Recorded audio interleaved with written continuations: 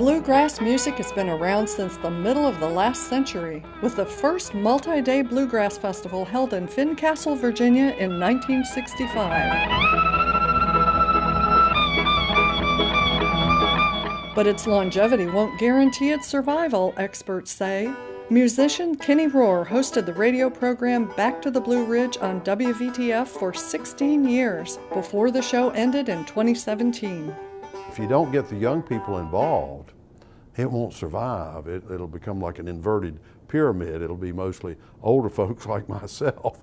Enter the Reynolds Homestead, a sprawling mountainous property in Kreitz, Virginia, once key to the history of tobacco cultivation. The Patrick County site is where Virginia Tech carries out forestry research and also runs a culture and education center.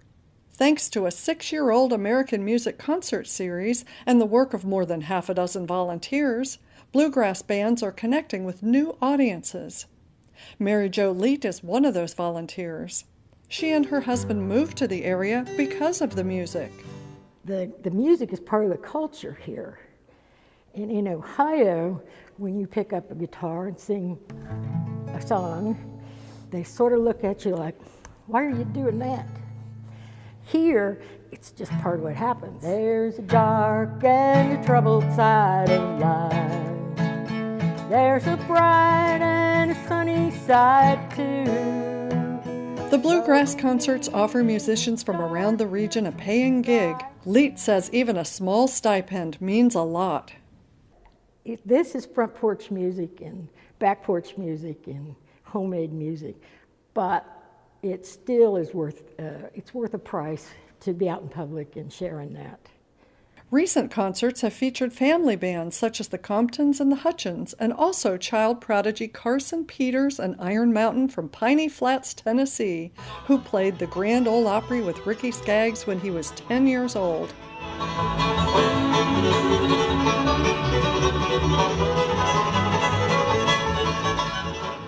One of the ways to keep this music alive is to have young people play it, so then other young people say, hey, I like that, I'd like to play that, I'd like to play guitar or mandolin or banjo or fiddle.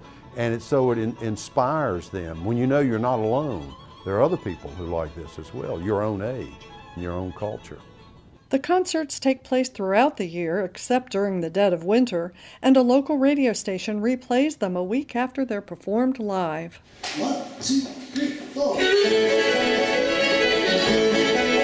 We do have a lot of families in Patrick County that have passed down the music tradition, and that's continuing to happen.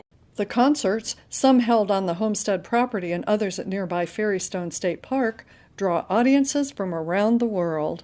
Some people say the music is beloved because it evokes memories of what Appalachia used to be.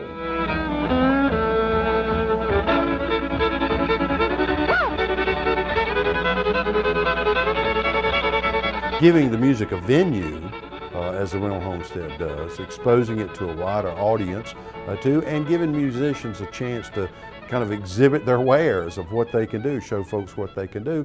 And it's nice to make some gas money for it as well. For Outreach and International Affairs, this is Andrea Brunet reporting. On the sunny side of life, it will help us every day.